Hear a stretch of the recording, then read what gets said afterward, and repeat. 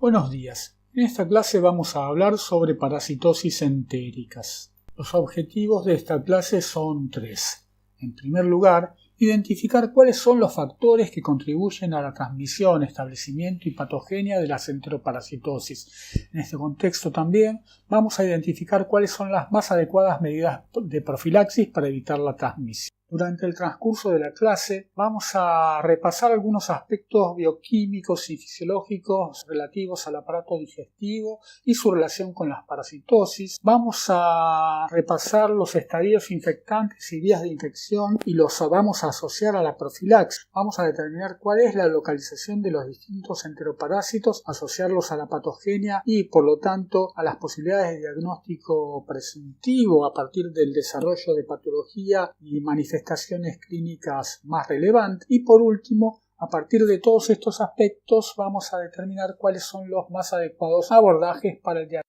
diagnóstico de las enteroparasitosis. Estos conceptos se extenderán en el seminario respectivo. En esta diapositiva se señalan las características bioquímicas y físico-químicas del tracto gastrointestinal y vías biliares. Independientemente de su función en los aspectos digestivos, muchas de las características físico-químicas y bioquímicas contribuyen a limitar la infección por agentes bacterianos, virales y parasitarios, de modo tal que la alteración de estos parámetros puede dar lugar al establecimiento de una infección.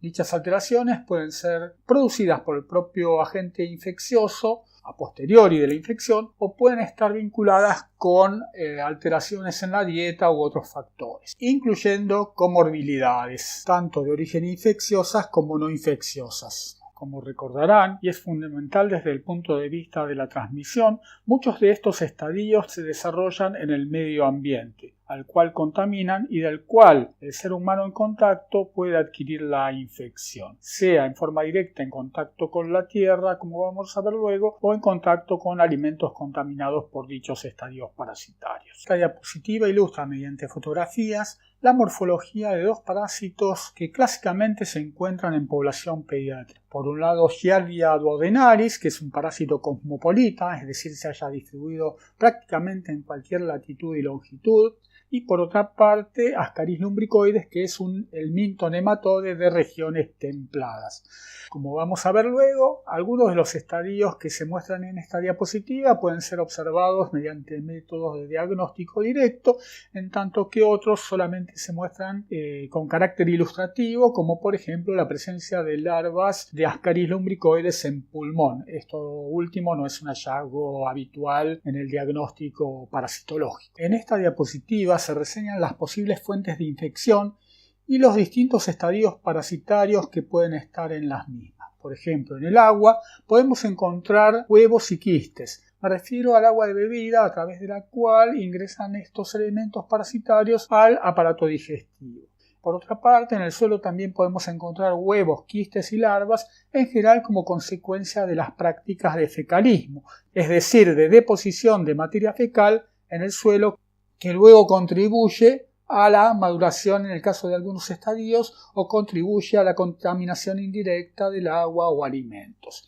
Y por último, alimentos generalmente de origen vegetal que pueden contener quistes y huevos como consecuencia también de las prácticas de fecalismo. De esta diapositiva debería quedar claro que las formas vegetativas de las enterobacterias y particularmente las coliformes son susceptibles al hipoclorito de sodio, lo que habitualmente se llama lavandina, cuando ésta está diluida a razón de 5 partes por millón.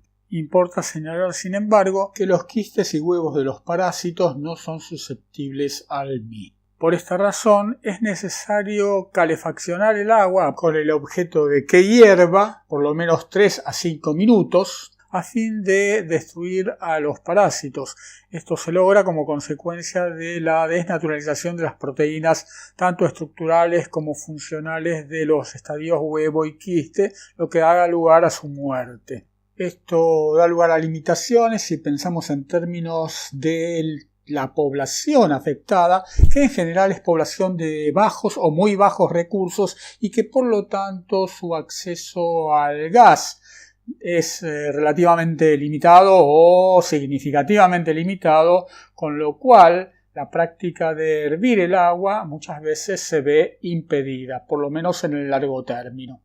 Más allá de la resistencia química, los huevos y quistes de los parásitos tienen una significativa resistencia física. Si pensamos en términos de huevos, por ejemplo, de Ascaris lumbricoides, hay estudios que han demostrado que los mismos pueden permanecer viables a lo largo de alrededor de 5 años cuando la temperatura edáfica, es decir, del suelo, es relativamente templada, es decir, entre los 10 y 20 grados centígrados. De ello surge que es necesario realizar un adecuado diseño de los planes de desparasitación, particularmente de los planes de desparasitación masiva, ya que la interrupción prematura da lugar a la ineficiencia de dichos planes. Por ejemplo, si todavía persisten individuos infectados que pueden eliminar huevos después de los planes de desparasitación, o los planes de desparasitación no perduran suficiente tiempo como para desparasitar a la mayor parte de la población, particularmente pediátrica, o lo que es peor, se suspenden los planes de desparasitación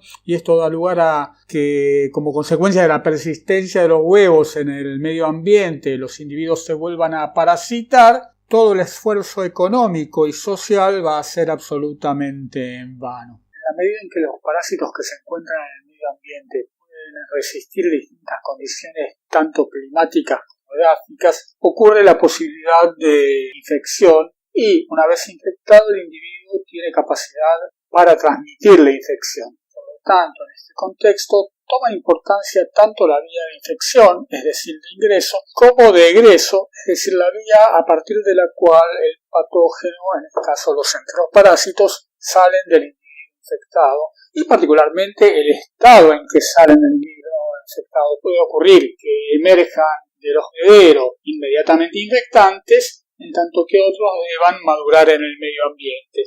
Y esto es importante desde el punto de vista de la dinámica de transmisión. De la misma manera, tener una idea estimativa de la carga ambiental de elementos infectantes, así como de la dosis mínima requerida para que se establezca la infección, puede contribuir a determinar cuáles son las más adecuadas medidas para prevenirlo. Como ejemplo, consideremos la dosis infectante de la mayoría de los protozoarios intestinales, que es de aproximadamente 10 quistes, es decir, 10 quistes son capaces de establecer una infección efectiva. En comparación, se requieren al menos 10.000 veces más unidades formadoras de colonia de Escherichia coli enterotoxigénica para establecer la infección. ¿Es este dato relevante? Por un lado, sí, pareciera que se requieren al menos 10.000 veces más Escherichia coli que parásitos. Sin embargo, si uno tiene en cuenta la carga ambiental, esto da como resultado que Escherichia coli enterotoxigénica tiene una efectividad mucho mayor para establecer la infección. Otro aspecto a considerar desde el punto de vista de la dinámica de transmisión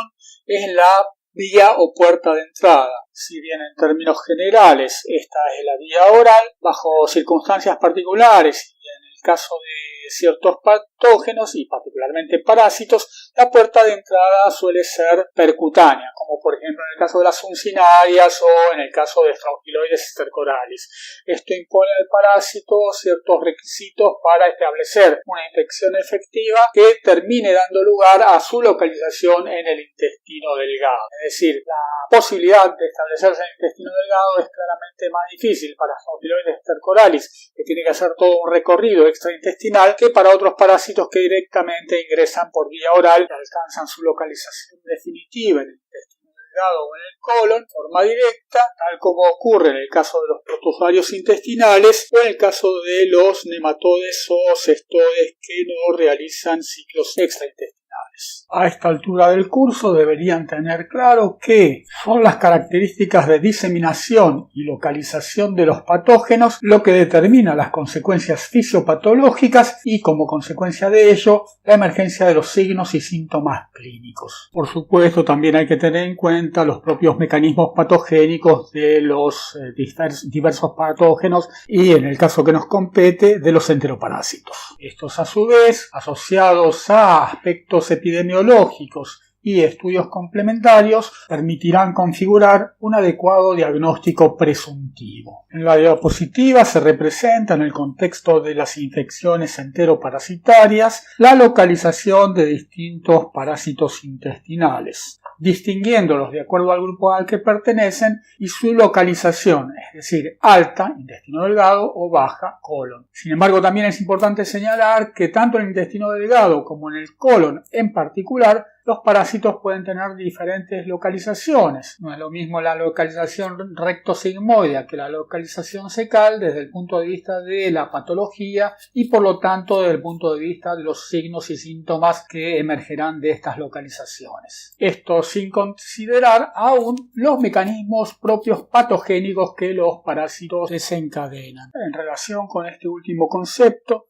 es importante señalar que tanto los mecanismos de invasión como de persistencia contribuyen a los fenómenos patológicos. En el caso particular de los protozoarios y helmintos intestinales, son importantes dos fases. En primer lugar, el desenquistamiento y la eclosión de los quistes y los huevos de los protozoarios y helmintos respectivamente. Estos fenómenos son inducidos por cambios en el medio interno de los pero no son mecanismos independientes de los puestos en juego por el propio parásito. Es decir, son mecanismos activos del parásito. No es como si el hospedero descascarara a los quistes de los protozoarios o a los huevos de los helmintos. En el contexto de la invasión son importantes fenómenos como el contacto y la motilidad, así como la penetración. Estos aspectos ya los vimos en microbiología 1. Y desde el punto de vista de la persistencia es importante el hecho de que el parásito pone en juego mecanismos para permanecer en el lugar en el cual se localiza, sea porque se adhiere a la mucosa intestinal, sea porque presenta elevada motilidad y lucha contra el peristaltismo intestinal, a la vez que eventualmente se multiplica o se reproduce. Independientemente de esto, el parásito pone en juego diversos mecanismos de evasión que contribuyen a que la infección parasitaria tenga carácter persistente. Esta diapositiva sintetiza los fenómenos señalados en la diapositiva anterior, a lo cual se suma una localización, el estómago, en la cual los elementos infectantes deben manifestar resistencia o deben presentar resistencia. Esta es la función particular de las envolturas tanto de los quistes como de los huevos, particularmente porque ambos son resistentes tanto a las enzimas hidrolíticas como al pH ácido que las activa. En las próximas diapositivas vamos a abordar algunos ejemplos de infección parasitaria intestinal causadas por protozoarios y helmintos, cuáles son los mecanismos patológicos, cuáles las consecuencias patológicas y a partir de ello qué manifestaciones clínicas preeminentes pueden presentarse y a partir de ahí cómo se encara el diagnóstico presuntivo y por último el diagnóstico de certeza. Aspectos puntuales y más extensos van a ser vertidos en el seminario correspondiente. A partir de ahora vamos a revisar los mecanismos patogénicos que dan lugar a las consecuencias clínico-patológicas asociadas a las infecciones parasitarias intestinales. Por lo general, la masa de materia fecal normal por día es de alrededor de 80 a 270 gramos, lo cual depende de la edad del individuo. Importa mencionar que el signo principal de las infecciones intestinales, sean estas virales, bacterianas o parasitarias, es la diarrea. Desde el punto de vista de sus características, las diarreas pueden ser secretorias, es decir, con un alto contenido acuoso, malabsortivas u osmóticas,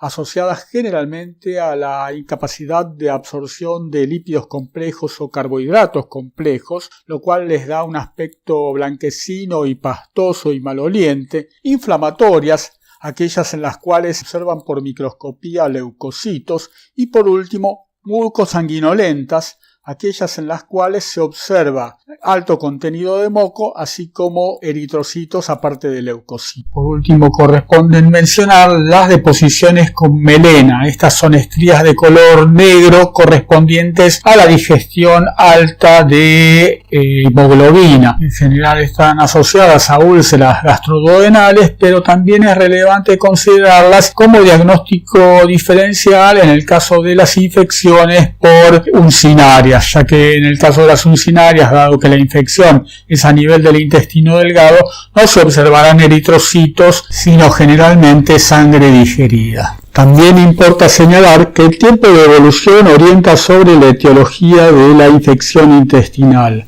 En general, las infecciones virales o bacterianas tienen un tiempo de evolución corto, no más de una semana y por lo general entre 4 y 7 días, y se denominan diarreas agudas. En tanto que las infecciones parasitarias suelen tener tiempos de evolución más prolongados, dando lugar a lo que se conocen como diarreas crónicas. Estas diarreas en general tienen una evolución de más de 4 semanas. Habiendo definido entonces los parámetros que permiten establecer el tipo de diarrea y por lo menos hacer un diagnóstico presuntivo inicial respecto a la etiología de la infección, vamos ahora sí a comenzar a desarrollar cada uno de los temas que mencioné previamente. Vamos a comenzar con las infecciones parasitarias intestinales causadas por protozoarios. Como ejemplo, en esta diapositiva vemos un diagrama y microfotografías relativas a Cryptosporidium parvum por un lado y a Entamoeba histolytica. Respecto a Cryptosporidium parvum, importa señalar que habitualmente es un patógeno que produce una diarrea de tipo secretoria. Sin embargo, es interesante señalar que en el contexto de la coinfección por virus de la inmunodeficiencia humana, algo que en general suele dar lugar a diarreas significativamente sintomáticas, la diarrea causada por Cryptosporidium parvum pasa de ser una diarrea de tipo secretoria a diarrea de tipo malabsortiva. Es decir, el mismo patógeno, dependiendo de las condiciones del hospedero, puede dar lugar a diferentes manifestaciones clínicas. En el paciente inmunocompetente suele dar una diarrea secretoria y de carácter autolimitada, es decir, aguda, y esto es una excepción en relación con lo que ocurre con las infecciones parasitarias, en tanto que en los pacientes inmunocomprometidos y particularmente los pacientes con SIDA, da lugar a una diarrea malabsortiva. Los mecanismos asociados a esta diarrea malabsortiva están vinculados con procesos proapoptóticos que induce el parásito en el contexto de la coinfección por el virus de la inmunodeficiencia humana, y este fenómeno parece ser mediado por el transactivador de la transcripción del virus de la inmunodeficiencia humana, lo cual da lugar a la apoptosis de los enterocitos, a la atrofia vellositaria a nivel de las vellosidades y por lo tanto, al disminuir la actividad de disacaridasa y de lipasa que se encuentran expresadas en las células apicales de las microvellosidades, los lípidos complejos y los disacáridos no pueden ser absorbidos. Una situación análoga tenemos en el caso de Giardia intestinalis, tanto en un paciente coinfectado por el virus de la inmunodeficiencia humana como en un paciente que no lo está y que sufre una infección crónica. En este caso, el parásito promueve una intensa reacción inflamatoria en la mucosa que da lugar a la muerte por apoptosis de las células enteroepiteliales y por lo tanto a un proceso similar al que mencioné para el caso de la criptosporidiosis. En la imagen de la izquierda se muestra una microfotografía electrónica de transmisión en la que con asteriscos están señalados las células en las que se están albergando los parásitos intracelulares y también se observa que hay sectores en los que la mucosa ha perdido las microvellosidades o ha sufrido atrofia vellositaria. Por otra parte, en el centro se muestra el diagrama de lo mencionado desde el punto de vista de la coinfección por el virus de la inmunodeficiencia humana y Cryptosporidium. En la imagen de la derecha, por otra parte, vemos 3 micrografías, arriba, abajo y abajo a la derecha, que muestran las lesiones causadas por entamoeba entamoeba histolítica, un parásito que se localiza en el colon y que, como recordarán de microbiología 1, causa úlceras intestinales. Por otra parte, arriba a la derecha en la imagen se observa el aspecto de las úlceras mediante una videocolonoscopía. Como recordarán, estas úlceras tienen el típico aspecto de úlceras en botón de camisa, es decir, angostas en el ápice, ensanchadas en su base. Próxima diapositiva resume mediante un esquema los diversos mecanismos mencionados y las consecuencias clínico-patológicas a las que estos mecanismos dan lugar. En esta diapositiva se esquematizan las consecuencias de la infección causada por Yerba intestinalis, que como recordarán tiene localización luminal, y por diversas especies de coccidios intestinales que, como habíamos visto en la diapositiva anterior, tiene localización intracelular en el epitelio del intestino delgado. Interesante mencionar acá también que eventualmente en los pacientes con síndrome de inmunodeficiencia adquirida, Cryptosporidium parvum puede infectar colangiocitos. De hecho, la infección por Cryptosporidium parvum es la causa de colangitis esclerosante más importante en los pacientes con síndrome de inmunodeficiencia adquirida. El dato más relevante en el caso de la infección por Giardia es que causa una significativa malabsorción como consecuencia de la atrofia vellositaria. ¿Cuáles son las causas de esta atrofia? En principio se piensa que puede ser el contacto, no se conoce si existen toxinas y parece ser que la respuesta inflamatoria juega un papel relevante en este fenómeno. Por otra parte, en el caso de los coccidios intestinales, como consecuencia de la localización y multiplicación intracelular en los enterocitos, se produce la lisis de los mismos, dando lugar a procesos inflamatorios. Esto genera atrofia vellositaria y da lugar al desarrollo de diarrea malabsortiva. Por otra parte, el parásito activa las células enteroepiteliales que secretan prostaglandina E2 y las células mesenquimales comienzan a secretar prostaglandina I2 que activa el sistema nervioso autónomo, dando lugar a la producción de acetilcolina y péptido intestinal vasoactivo que contribuyen a la diarrea secretoria. Esto en particular es relevante en el caso de pacientes inmunocompetentes, no en el caso de inmunocomprometidos. Por lo tanto, en este tipo de pacientes la diarrea suele ser autolimitada, es decir, de carácter agudo. En lo que se refiere a los protozoarios que infectan el colon, tanto Entamoeba histolítica como Balantidium coli producen la lisis por contacto e invasión de la mucosa intestinal, lo cual da lugar a necrosis, reclutamiento de leucocitos polimorfonucleares e incremento de la necrosis como consecuencia de este reclutamiento, lo cual se traduce en un proceso de tipo inflamatorio que persiste en el tiempo. En este contexto, la diarrea suele ser mucosanguinolenta dada la localización de los parásitos y las lesiones que estos parásitos producen.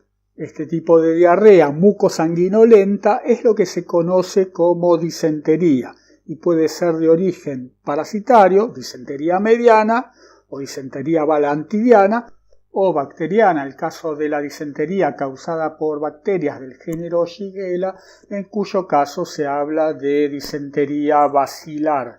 Por lo tanto, hay que hacer diagnóstico diferencial entre ambos tipos de infecciones. Al igual que en el caso de los protozoarios, la persistencia de los helmintos juega un papel significativo desde el punto de vista del desarrollo de la patología y en consecuencia de las manifestaciones clínicas que la infección desencadena. Sea el caso de Ascaris lumbricoides, cuya elevada motilidad le permite luchar contra el peristaltismo intestinal, o el de las uncinarias, cuyos elementos bucales cortantes le permiten adherirse a la mucosa intestinal, o el caso de las hembras de Strongyloides stercoralis, que se localizan dentro de la mucosa intestinal, cualquiera de estos mecanismos da lugar a procesos de persistencia que contribuyen al desarrollo de reacciones inflamatorias o fenómenos de tipo irritativo locales, a los cuales se suma claramente el acervo antigénico de estos parásitos que contribuyen al desarrollo de una respuesta de tipo Th2, que es la que va a dar lugar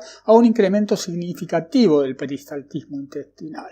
Y es este aumento del peristaltismo intestinal uno de los factores que contribuye al aumento de la frecuencia de las deposiciones en lo que se considera como diarrea. Sea porque invaden la mucosa como en el caso de Strongyloides stercoralis o en el caso de Hymenopteris nana, dicha invasión produce un proceso inflamatorio que da lugar a diarrea. Por otra parte, el contacto con la mucosa a través de mecanismos de continuo golpeteo con la misma del parásito claramente luminal como Ascaris lumbricoides genera un proceso irritativo.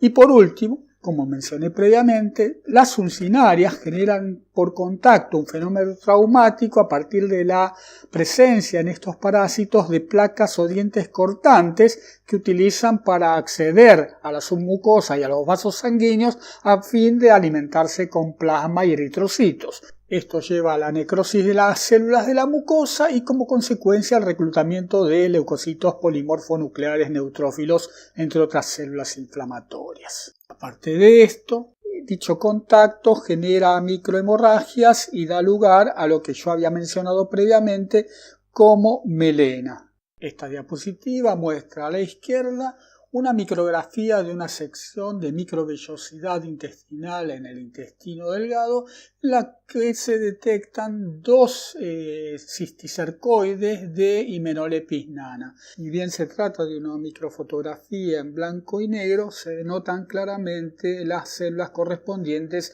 al infiltrado inflamatorio afectando la mucosa. En la diapositiva del centro se muestra un espécimen de Ancylostoma duodenale con su cápsula bucal adherida a la mucosa intestinal. De hecho, se observan parte del epitelio intestinal dentro de la cápsula bucal y alrededor de la cápsula bucal del parásito células inflamatorias. Estas células inflamatorias se ven mucho más claramente en el corte transversal de la mucosa, en cuya parte inferior se nota la cápsula bucal del parásito, lo que se observa en la figura de la derecha. Antes de establecerse en el intestino delgado, los geohelmintos realizan lo que se conoce como ciclo de luz y que ya hemos visto en Microbiología 1.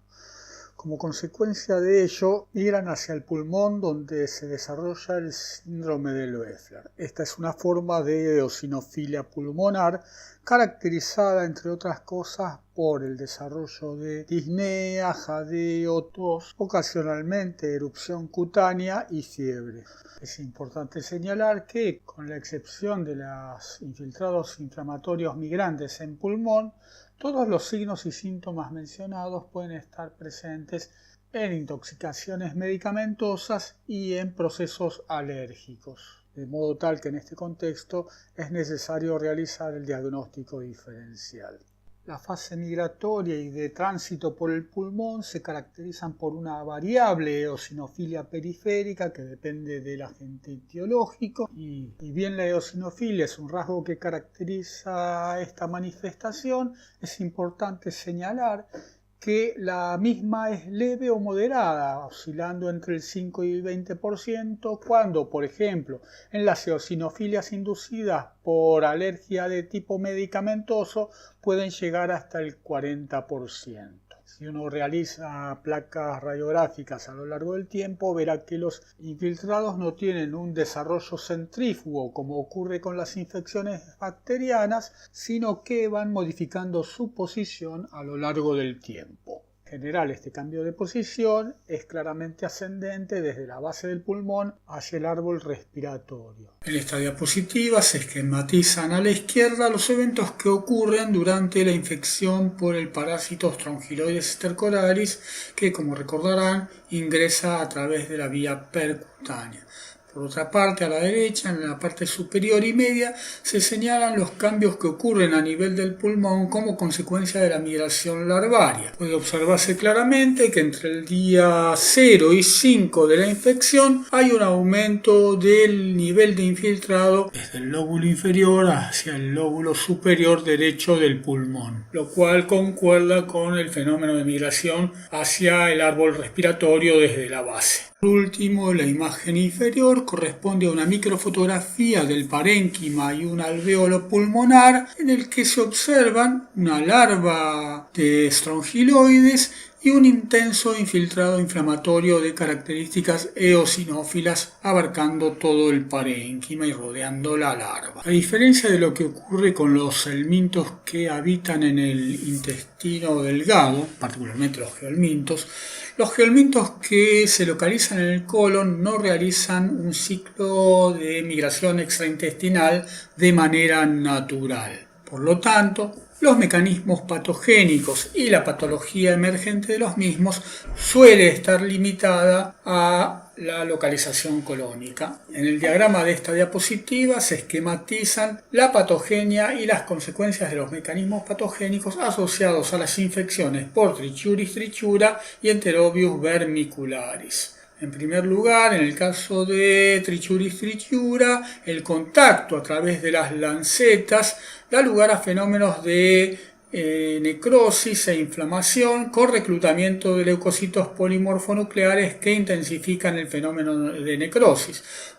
En términos generales, la necrosis, si ocurre en todo el trayecto colónico, suele dar lugar a diarrea. Pero si esta ocurre en la porción distal, particularmente en la rectosigmoidea, se suele manifestar disentería. Aparte de esto, en infecciones de carácter muy prolongado y como consecuencia de la persistente estimulación de los plexos mientéricos, particularmente en la región rectosigmoidea, puede ocurrir prolapso rectal, que generalmente está asociado también al fenómeno de desnutrición del paciente, siendo ambos fenómenos, la hiperestimulación de los plexos mientéricos y la desnutrición, factores que contribuyen a la relajación de los músculos esfínteres externo e interno, dando lugar al prolapso. Como podemos ver de los ejemplos que mencioné hasta el momento, la infección parasitaria intestinal cursa con un cuadro típico que es la diarrea. Y esta diarrea en general tiene como características el hecho de ser promovida por componentes inflamatorios que se desarrollan al nivel de la mucosa intestinal. Tiene que quedar bien en claro, sin embargo, que esta inflamación que se produce en la mucosa no se traslada necesariamente a la composición de la materia fecal, en el sentido en que una cosa es que ocurra inflamación a nivel de la mucosa y otra cosa es que la diarrea per se considere una diarrea inflamatoria como consecuencia de la presencia en la materia fecal de leucocitos. Esto ocurre solamente en general en las infecciones colónicas por entamoeba histolítica y raramente en las infecciones por Trichuris trichura.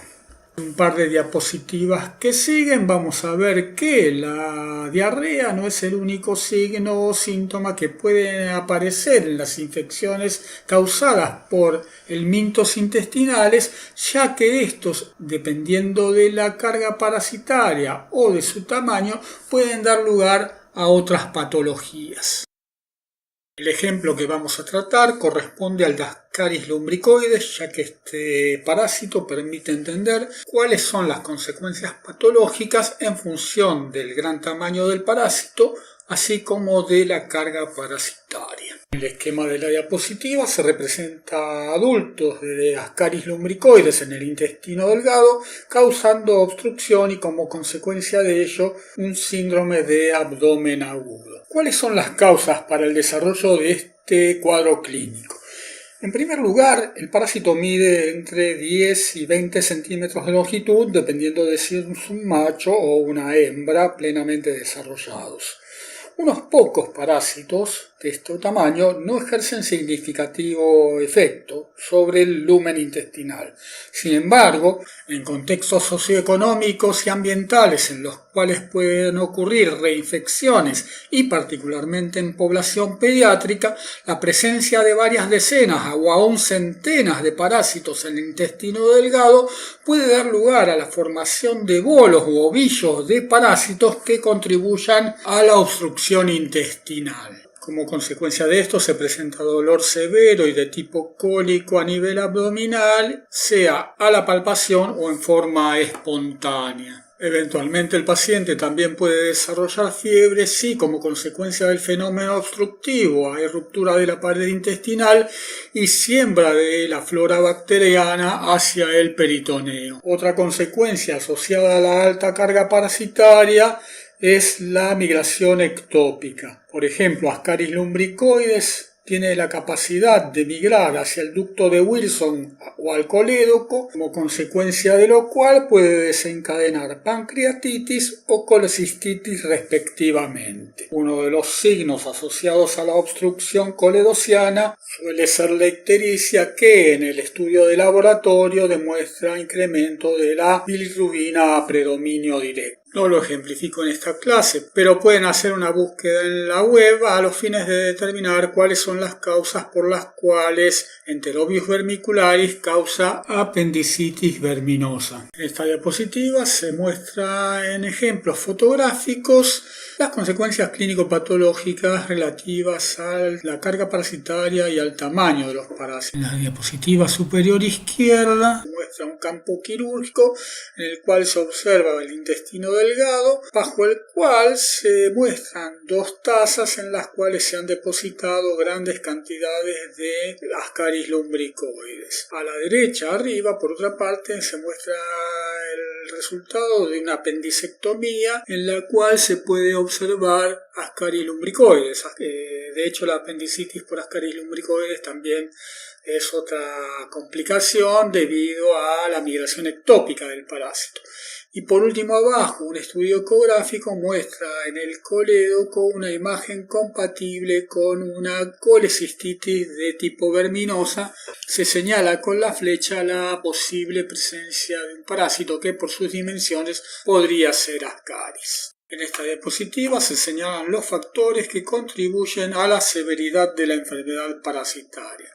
Uno de los factores es la edad. En general se observa que cuanto menor es la edad, más severas son las infecciones. Esto es por varias razones. Uno de ellos está señalado en el segundo renglón. Como consecuencia de la corta edad, en general ocurren reinfecciones. Esto en la medida en que los niños particularmente no han adquirido en ciertas etapas de la vida conductas vinculadas con la profilaxis, es decir, evitar el fecalismo, la geofagia, lo cual también está asociado al condicionamiento social. Por otra parte, estas infecciones pueden ser homotípicas, es decir, estar vinculadas con reinfecciones por la misma especie parasitaria, o ser heterotípicas, es decir, estar vinculadas con la infección por otras especies parasitarias, lo cual da lugar a que los niños en general presenten poliparasitismos. Esto es muy frecuente en villas miserias, donde los niños pueden tener infecciones en forma simultánea por Giardia intestinalis, por Ascaris lumbricoides, por Trichuris trichiura,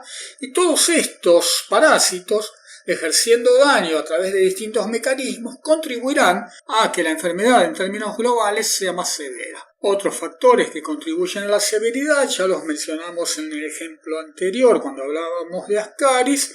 Uno de ellos es la carga parasitaria elevada y otro las localizaciones ectópicas.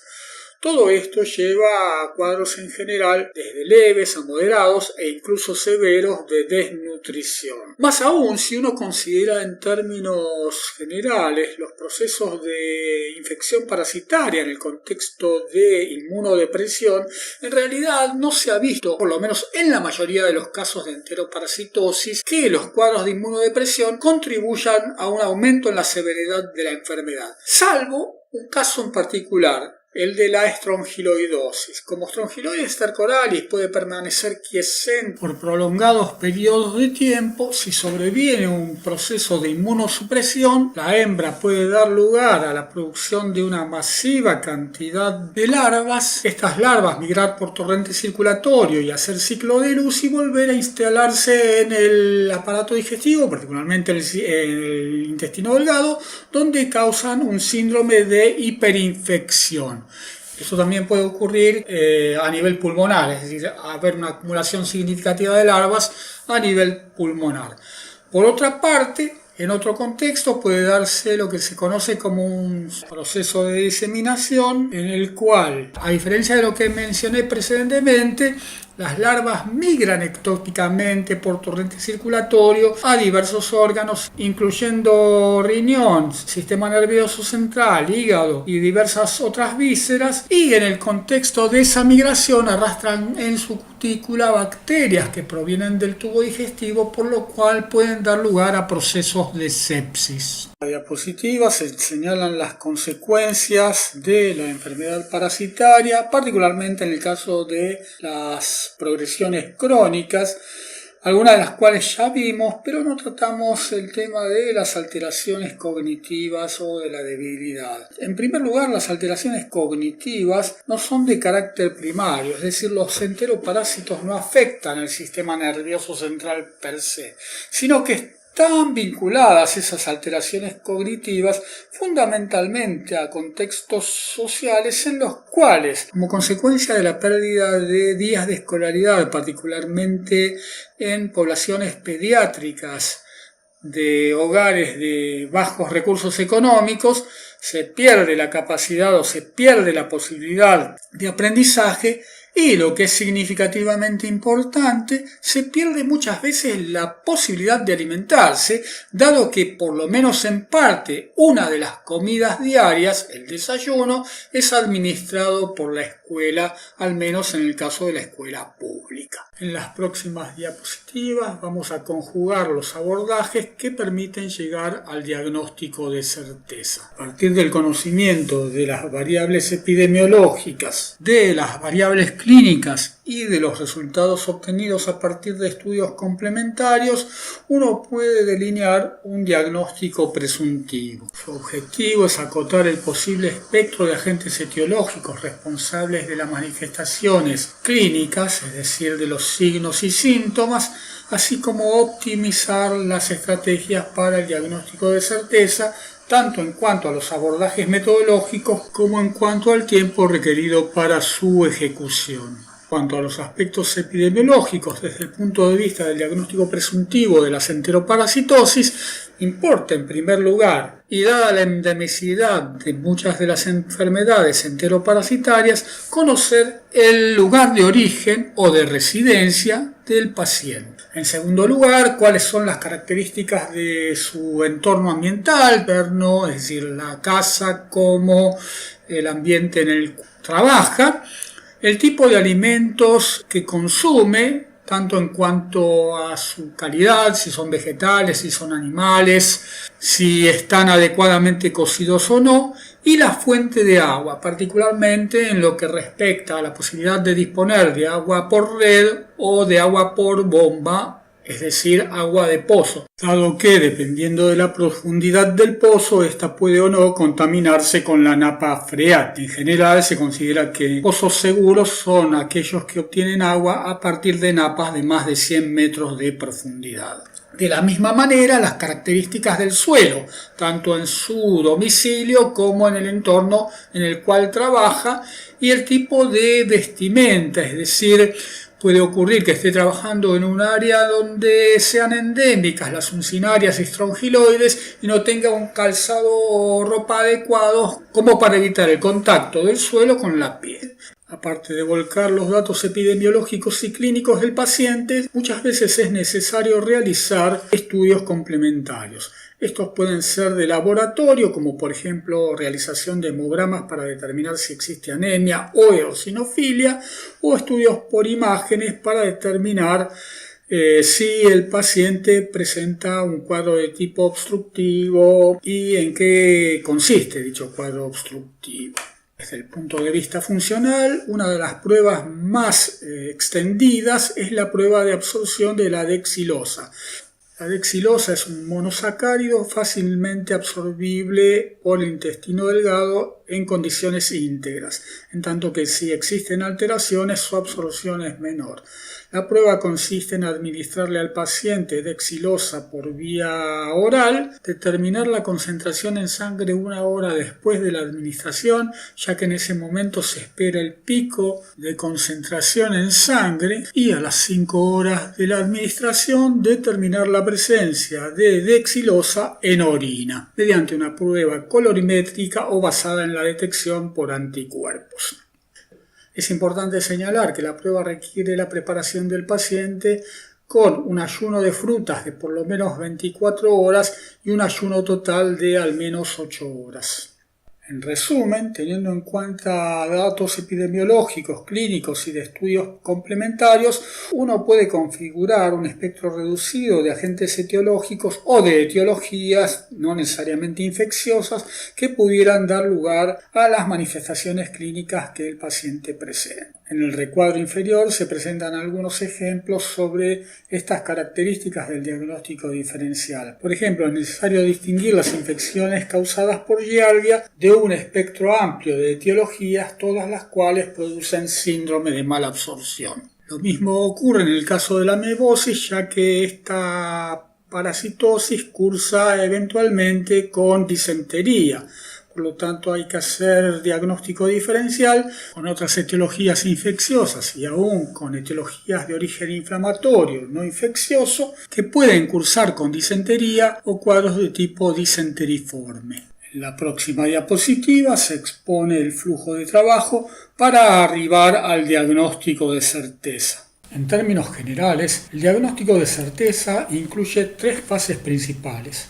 En primer lugar, la preparación del paciente, en segundo lugar, la recolección de la muestra y por último, la realización con la muestra de diversos procedimientos que llevan al diagnóstico de certeza, que implica la realización de ciertos procedimientos metodológicos a los fines de poder establecer con la mayor sensibilidad, especificidad y valores predictivos positivo y negativo la identidad del agente etiológico o del proceso metabólico o de otra índole que está causando los signos y síntomas del paciente. En el caso de las infecciones parasitarias, la preparación del paciente incluye suprimir en la dieta la ingesta de verduras de hoja, legumbres, granos y calabazas o cualquier otro tipo de alimento que tenga alto contenido de fibra, aceleradores sobre el tránsito intestinal, dado que esta aceleración puede dar lugar a una disminución en la sensibilidad del método diagnóstico. Asimismo, debe suprimirse, en el caso de que el paciente lo tenga como costumbre, el consumo de polen, ya que este puede contribuir a artefactos durante los procesos de observación, como vamos a ver luego. También deben suprimirse ciertos medicamentos, por ejemplo, en principio, los antiparasitarios y los reguladores de tránsito intestinal. ¿Por qué? Porque en general los antiparasitarios, si fueron administrados en forma espontánea, pueden dar lugar a una reducción de la carga parasitaria y disminuir por lo tanto la sensibilidad del método diagnóstico. Y en cuanto a los reguladores del tránsito intestinal, porque eso modificaría la posibilidad de detección al modificar la cantidad de parásitos en la unidad de muestra que se va a tomar. Por último, en relación con los radiopacos, estos, al igual que el polen, generan una serie de artefactos que luego vamos a comentar. El siguiente paso en el diagnóstico enteroparasitológico consiste en la recolección de la muestra. Esta es una muestra de carácter fijado y seriado. ¿Qué significa esto? Que la muestra debe ser colocada en un frasco limpio, no necesariamente estéril, que contenga un fijador convencional que es el formol, al 5% en agua. ¿Y qué significa seriada? La muestra debe ser colectada a lo largo de 6 días o 12 días en forma alterna. Esto quiere decir un día sí, un día no, de modo tal que al final de la toma de muestra vamos a haber colectado entre 3 y 6 muestras. ¿Cuál es el objetivo de la obtención seriada de muestras? Esto debe hacerse así, ya que ni los protozoarios se diferencian de trofozoito a quiste en todos los momentos durante la colección de la muestra, ni los estodes ni los nematodes producen huevos permanentemente. Por lo tanto, este método de recolección aumenta la sensibilidad. El último día de tomada la muestra para fijar, también se coloca una muestra en un frasco que contenga solución fisiológica. El objetivo es remitirlo inmediatamente junto con la muestra fijada con el fin de que en el laboratorio puedan identificar trofozoitos viables. Hablamos de la muestra seriada, pero no especificamos qué cantidad de muestra. Se considera que la toma de una muestra equivalente a la punta de una espátula baja lengua o a una cucharita medianamente colmada de las de tipo de té o de las de tipo de helado, es suficiente como muestra individual. Todas ellas en conjunto se van a colocar en el frasco con formalina, es decir, con fórmula al 5%, y van a ser procesadas como tal en el laboratorio. Importante mencionar aquí que el paciente debe homogeneizar la muestra, en general con una varilla de vidrio, menos preferentemente con una varilla de plástico, ya que no se puede desinfectar adecuadamente luego de la homogeneización, para lograr que el fijador penetre adecuadamente en todas las muestras de materia fecal ingresadas al frasco. Por último, aparte de su efecto fijador, el formol o la formalina en realidad tienen efecto desodorizante. Aparte de los métodos basados en la detección de elementos parasitarios en materia fecal, existen métodos específicos para algunas parasitosis. Por ejemplo, en el caso de la infección por Enterobius vermicularis, no se utilizan muestras de materia fecal, sino que, aprovechando el hecho de que el parásito hembra deposita huevos en las márgenes del ano y estos huevos persisten adheridos en la región perianal por un cierto periodo de tiempo, se puede emplear una cinta de celofán engomada con la cara adhesiva hacia el exterior, adherida a una espátula baja lengua, para pasarla alrededor de la región perianal, para colocarla con su cara adhesiva sobre un portaobjetos, a los fines de realizar la observación. Esto es adecuado para la población pediátrica, pero en el caso de población adulta que tiene pilosidades, lo que se suele emplear es una gasa embebida en solución fisiológica para luego colocarla en un frasco que contenga formol. Todos estos procedimientos deben ser realizados con guantes, dada la alta infectividad que tienen los huevos de Enterobius. Este procedimiento también se realiza en forma seriada, tomándose al menos 6 muestras, una por día, en general en las primeras horas de la mañana. El procedimiento en cuestión se conoce como la prueba de Graham-Garaguso, y cuando se emplea una gasa se lo conoce como escobillado perianal. Pueden encontrar fácilmente detalles del abordaje metodológico de la técnica de Graham-Garaguso en la web. Como vimos, el procedimiento de toma de muestra implica al final del proceso haber colectado entre 15 y 30 gramos de este material. Claramente no se va a observar todo el material y existen métodos justamente que permiten concentrar la muestra con dos fines: reducir el volumen de la muestra y la masa de la muestra, y por otro lado aumentar la sensibilidad al permitir que los elementos parasitarios que estaban distribuidos en toda la masa colectada se concentre en una masa mucho más pequeña. Métodos de concentración más empleados consisten en los métodos de sedimentación, flotación o mixto, es decir, lograr que los elementos parasitarios sedimenten como consecuencia de una fuerza centrífuga o floten como consecuencia de su colocación en un medio hiperdenso, o hay métodos que combinan ambos procedimientos. Luego de esto se procede a la observación. Esta es en principio macroscópica o microscópica. La macroscópica permitirá detectar, por ejemplo, a simple vista, elementos tales como proglotides de cestodes, así como eventualmente adultos de Ascaris lumbricoides y de Enterobius vermicularis. En tanto que la microscópica será requerida cuando lo que se quiere observar son trofozoitos, quistes de protozoarios o huevos y larvas de helmintos. Resta mencionar un factor que es importante para evitar falsos positivos. Uno piensa en general que las técnicas de diagnóstico directo no los tienen. Sin embargo, yo había mencionado previamente artefactos que pueden presentarse como consecuencia de la ingesta de polen o de la administración de radiopacos en el contexto del proceso de toma de muestra. En primer lugar, las partículas de polen tienen un tamaño entre alrededor de 15 y 200 micrones, lo cual es un tamaño comparable al que tienen los quistes de protozoarios y aún los huevos de helmintos, en el caso del tamaño mayor. Y dada su morfología, pueden eventualmente generar confusión, particularmente en observadores poco experimentados.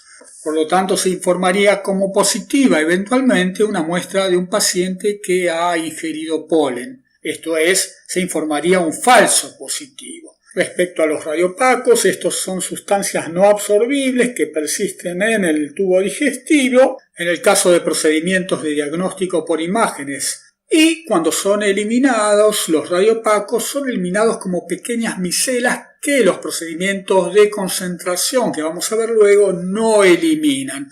Eventualmente, nuevamente, en el caso de un observador no experimentado, ser confundidas en función de su tamaño, atribuyéndoles la identidad de quistes. Obviamente, un observador experimentado no tendría esa confusión, dado que la micela carece de estructura interna, en tanto que en los quistes suele haber núcleos y suele haber restos del citoesqueleto o aún flagelos que claramente un observador experimentado puede distinguir.